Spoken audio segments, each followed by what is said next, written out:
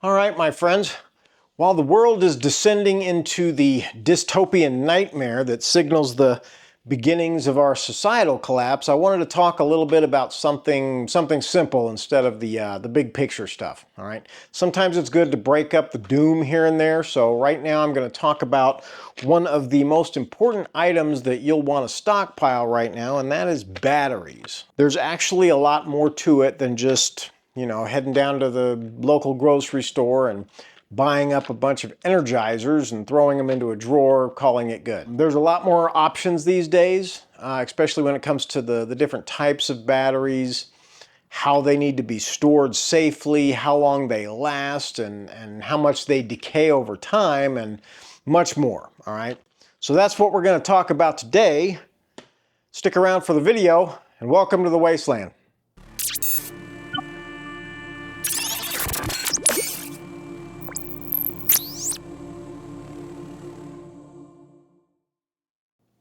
I really need to figure out this lighting situation down here because this is maddening. Did I buy a grow light or something? I don't know. Anyway, hey everyone, this is Chris and you are watching Wasteland by Wednesday. Now, my regular viewers, you guys already know that I'm not much of a big fan when it comes to the ideas of bugging in for the end of civilization, all right? But being a prepper, it does mean addressing all the possibilities that you can foresee, okay? The likely ones and the unlikely as well.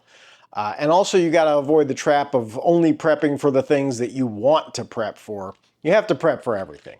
All right, so today I'm going to be adding this entry to my, my very short list of bugging in videos, all right?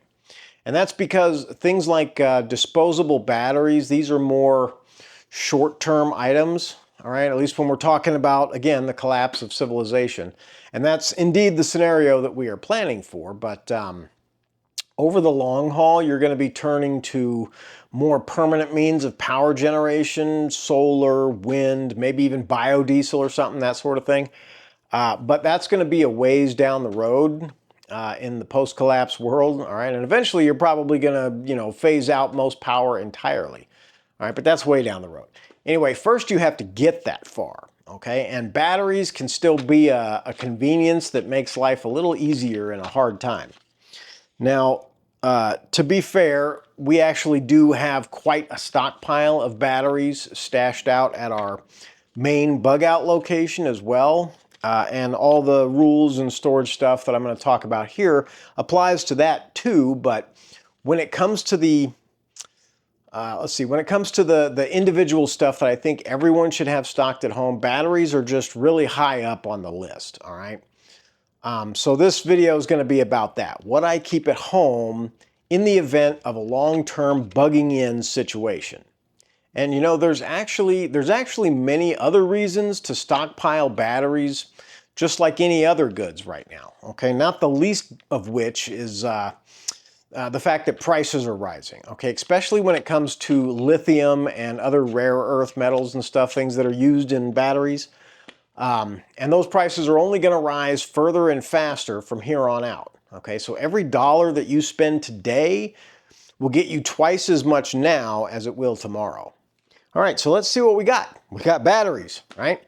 I want to start off with a few general rules for batteries that most of you probably already know, but some of you may not, okay? And also keep in mind that the batteries that we're talking about in this video, these are just like, common use batteries for things like flashlights, radios, remote controls, and other gadgets, all right? This video is not really about like car batteries or the specialty batteries in electric vehicles or e-bikes or something like that, or even like home solar power storage batteries, okay? This is just for the run-of-the-mill batteries that we all need to have around, all right?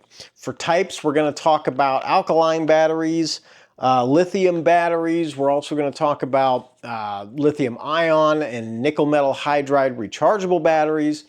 I will touch a little bit on small solar chargers and battery banks a little, but this video is mainly about the disposables.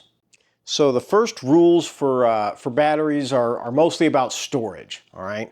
When it comes to temperatures, whether you're talking about any of the aforementioned battery types. The optimal temperature is going to be around 65 to 75 degrees Fahrenheit, or about 18 to 23 degrees Celsius if you have a funny accent.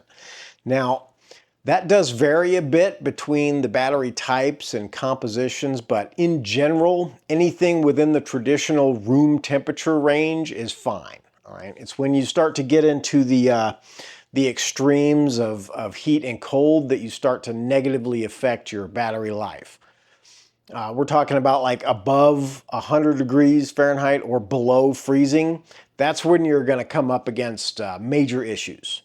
Something else that should go without saying is that you need to protect your batteries from moisture, water, even high humidity. All right, this can cause corrosion of the casing and also has the potential to cause a fire in the case of lithium batteries or something that corrode past the point of case integrity. Make sure that wherever you're storing your batteries remains dry. There's also another quick general rule about storing batteries, about storing them loose together with each other.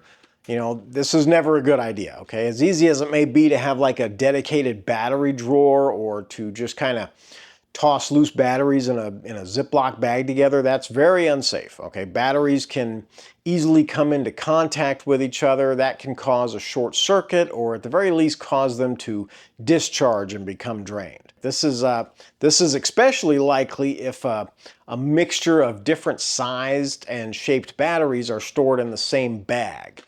Especially if you've got like those little coin batteries. Those can easily become stacked or sandwiched between the poles of other batteries by mistake. Now, I am sure you have seen some survival guy somewhere on YouTube show you how to start a fire with an old battery and maybe some steel wool or even tinfoil, all right? And while that's a neat and useful trick, it's less useful if it happens inside your junk drawer at home. Junk drawer? Anyway. The best option for loose batteries is to store them in a dedicated battery case or container. All right, something we're going to talk about here in a second. Moving on, I do want to talk a bit about the shelf life of batteries and the rate of self-discharge over time. Now, as a general rule, most batteries that you buy, most disposables and stuff, are said to have a storage life, a shelf life of about 10 years. All right, and that's mostly for your regular alkaline and lithium disposable batteries. All right, but that type of thing can vary quite a bit with other types. For example, while most alkaline batteries have a self-discharge rate of only about 2 to 3% when stored properly, a rechargeable lithium-ion battery will tend to self-discharge about 5% per month. And some batteries, like the nickel metal hydride rechargeables, those can lose as much as 30% a month. All right, that's a huge difference in shelf life. So when you get batteries, make sure that you're fully aware of the characteristics of their composition when it comes to shelf life. Okay, so when it comes to all these types of general use batteries, all right, I've pretty much completely abandoned alkalines in favor of lithium. All right, they have a higher energy density than alkaline, so they last longer. They are lighter to carry. They store for a longer length of time and at a wider temperature range. All right, for my standard AA, AAA, and the CR123s, I buy these energizers in bulk, all right, to save on money.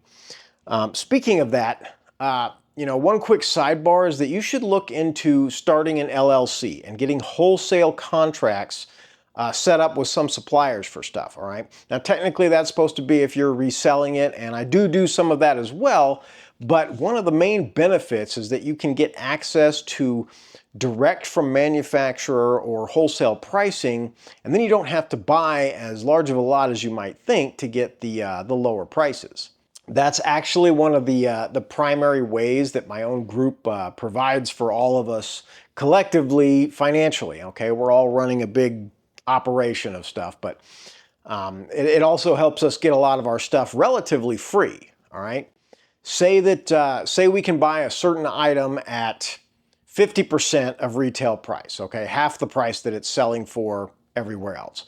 So what we do is we end up buying twice the amount that we need, and then we keep half and we sell the rest on Amazon and other marketplaces for that regular retail price, thus breaking even on the whole thing financially. All right, like take these this 8-pack of these are nickel metal hydride rechargeable AA energizers. All right, it's an 8-pack standard batteries. Right now on Amazon, this $25 deal that I'm putting up on screen, this is the buy box listing, all right, which is basically that's the main listing on Amazon. But we just actually bought a ton of these things, all right, 144 packs of them actually, and we got them for $9.50 each. Now, for those of you out there who wondered how it is that I don't have to work a job anymore, this is how. That, along with some of our other unconventional finance means, that'll be a subject for a different video at a future time, all right? For now, back to the batteries. So here at our place, we have two main battery stashes here at the house, all right? One is our casual battery box that is pretty much similar to what most people have somewhere at their house, you know, a big assortment of the stuff that we're always using, all right? But in addition to that, we also have our prep batteries, and those don't get used at all, okay? The only time they eventually get used is when they are rotated out into the house stash once a year as part of our general rotate everything practice that we do each year to keep all the prep stuff fresh. Anyway, it's the prep stash that we're talking about here. So one thing that you do want to do first before you start buying batteries in bulk is that you want to make sure that you make all your stuff as standardized as possible, all right? Meaning that you choose gear and equipment and things like flashlights and all that other stuff, make sure it all uses similar batteries, all right? That way you can cut down on the number of different types of batteries that you have to store, all right? For us here, that really comes down to AAA, AA, and the CR123 batteries, the little ones. For those, our prep kit is two of these cases. It has 40 AA, 40 AAA. There's a battery tester in here as well, which is convenient. And we also keep a total of 18 of the CR123s in these little cases. I really do recommend, that all of these are lithium, okay? So I really do recommend having them in a padded case. You know, if they're banging around or if they're dropped hard enough, they can break open and cause a major fire somewhere, and you don't want that to happen. I'm sure you guys have seen those runaway electric vehicle fires all over the rest of YouTube and stuff. That happens when the battery casing is breached or crushed, damaging the element inside, okay? This can cause a short and lead to a what they call a thermal runaway fire, all right? And that's very difficult to put out. And anyway, you don't want that to happen, so shield your lithium batteries from shocks and damage. In addition to our big stash of disposable lithium batteries, we also do keep a bunch of these nickel metal hydride rechargeables. They're just standard Energizer rechargeables. We keep those on hand. We charge them around the house with the little charger sets. And these are basically used for all the stuff that's just constantly getting used around the house, all right? Wireless computer mice. There's a few temperature sensors we have, like this here, temperature and humidity sensors I got around the place just to make sure things are normal. Stuff like that, okay, whatever. Remotes, other gadgets, all kinds of stuff.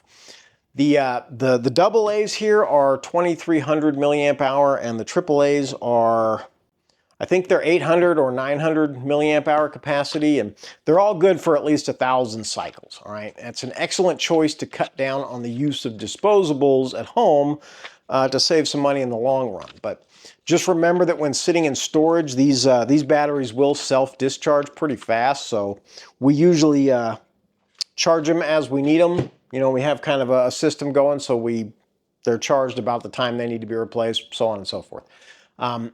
As with other batteries, we do keep them in these little hard cases in order to protect them. Now, something special I do want to mention with regards to nickel metal hydride batteries, rechargeable batteries, are the solar rechargeable ones, all right? These are the batteries that are found in all of those cheap solar pathway lights, the little yard decorations that people have, all right? And they have the little solar panel on top. These here are only 900 milliamp hour AA, but the cool thing is that they can be charged simply with the tiny little solar panel in one of these pathway lights, all right? That's something to think about for use as a, you know, as in a bug out situation, emergency situation, whatever. Those are actually kind of handy, and those are a lot cheaper than these energizers, but not as high energy density. You know, when you're sitting around waiting to be eaten by your stronger and more heavily armed neighbors, you can at least have some reading light for those dark nights. Now, I did say that I would briefly touch on some battery bank stuff, so here we go with that. All right, I will mention this solar generator real quick. This is the Jackery Explorer 240, the newer version, and the solar panel that feeds it. It can also obviously be charged off the wall and everything else, but I use this thing extensively in the field for drones, cameras, laptop, and all that. And if you want to know more about it, I have a full review video of it, which I'll link right up top here. All right, but we're not really going to go into that right now. Let me mention a bit of our bug-in plan in the event that we're stuck here. All right, now for most conventional preppers, they'll go for things like, you know, rooftop solar installation or full diesel generators and all sorts of bigger versions of my little Jackery over here. All right, but that's because for them, bugging in isn't just their main plan, it's their only plan. All right, they've become so invested in that to the point that they have little resources left for bugging out. All right, you're not going to be hauling several tons of gear out to the wilderness somewhere to a place that you don't even have set up. You're kind of stuck here. Well, our strategy is a little different than that. Okay, sure, we have all the same major power stuff and more, but all of that is out at the collective compound that we share and maintain with the rest of our 15-person collective collapse prepper group. All right. We're absolutely not planning on staying behind in the city of Las Vegas for the end of global civilization. All right? No way. You know, nuclear devastation, rampant violence and disease, legions of LARPers and Minutemen and real soldiers battling in the streets for that last box of surviving Twinkies, raging fires, feral dogs and cats living together, pandemonium. All right? Nope. You can count me out. We will be leaving long before it reaches that point. At least that's the plan. But it's one of those things they say, like Mike Tyson says, everyone has a plan until they get punched in the mouth, right? Plans don't always survive the first contact, all right? So we have backup plans. And then we have contingency plans for those backup plans. Then on top of that, there's even sub-plans where we plan to screw up the plans of those that are planning to screw up our plans. Okay, there's lots of plans. And right down there at the bottom, in that little planning section marked last resort, right next to the folders with the long pig recipes and the homebrew process for distilling guzzolene, that's where we have our bugging in plan. All right, but we do have one. All right, so since bugging in is our last resort, we're trying to make that possibility as temporary as possible, all right? At the very first good opportunity, we will revert right back to the bug out option and get the hell out of Dodge, all right? So we try and keep even our bugging in plan as light and fast as possible. And that means everything that can stay small does stay small. And it's stuck in a box or a case with a handle on it. All right, a small Jackery and a case of batteries can be grabbed and tossed in a truck real quick. So no big generators or solar systems at home for us. All that stuff's waiting for us out there where we got to get to. In addition, here in the city, while those big items that provide big benefits, they also attract big attention. All right. And in a world where civilization has collapsed, broadcasting your ability to generate power tells everybody around that you've prepared for this, all right? And since 99% of them haven't prepared for it, you know where that goes. So at any rate, that is why all of our stuff is kept small and light, all right? If we do have to bug in, we'll just have to rough it. All right, so back to Back to some of the other systems here. There's two things that I want to touch on. One of them I'll touch briefly on is battery banks. All right, these things come in every shape and size. There's all kinds of different ones. All right, they can be used for just about anything. You can even charge other batteries using them. Also, when it comes to something like low-powered LED lighting, something like these little USB lights, these things are great. All right, I once left this thing on. This is just a 3,000 milliamp battery, and this thing's many years old, by the way. This thing powered the light continuously for, I think it was just under 3 days. I have no idea what the draw of these little things are, but it sure as hell isn't a lot. And I'm sure there's even more efficient ones out there. I got a handful of these online for like 25 cents a piece. I love them. Anyway, it's a great little lighting source that takes a lot less power than your flashlights and lanterns does. I also keep a few of these that are independently solar charged themselves. And a lot of times I take these on my little expeditions to leave in camp for charging lights or like my phone or something like that. The small Goal Zero one here, it's very old but still kicking, 2,000 milliamp hours. It's not going to charge a whole lot, but hey, it's small, compact, and it's solar, so it's self-contained. This little bit larger one here is 4,000 milliamp hours. It's a Brunton. It's also a few years old, but still holding charge just fine. This bigger Goal Zero right here is the Goal Zero Venture 70. I also have one of these in my bug out bag kit. Now, this is it's kind of old itself, and they do have better, lighter ones in the 18,000 milliamp hour range of this one, but this still holds a full charge and works fine. It's usually paired with a small 13-watt solar system that I have here in this case. This also holds every type of cable and connector you could possibly need. Something else you should have for your own kit. All right, make sure you have all the cables and connectors to charge all this junk. Now, this is the actual solar panel. Also Goal Zero brand. All right, this can easily, it's got all the connectors itself, even car adapter. And you can slide this right out in the sun, right under a door, whatever, to catch sun somewhere. Being in the desert, I'm a huge fan of solar stuff. Most of my power out there comes from it. So finally, what I have here is a small kit that I keep for my standard battery types, okay? Now, these here are all standard batteries. I got my CR123s, we got AAAs, plenty of AA's, but these are actually lithium-ion rechargeable batteries. And what's cool about them is that they're actually rechargeable with a direct USB-C connection, all right, right in the battery body.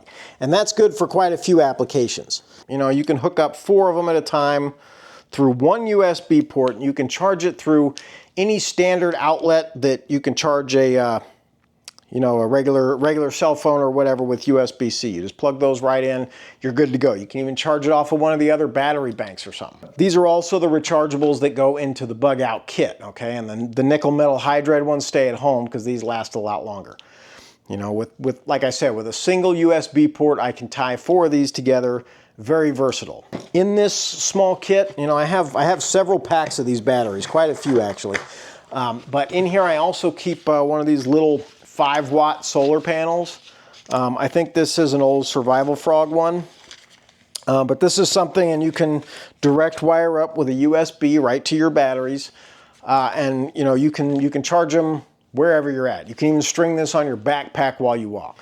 All right, so finally, for all of the main power kits that I just had laid out here, everything fits into this one solo bag, all right, solo messenger bag.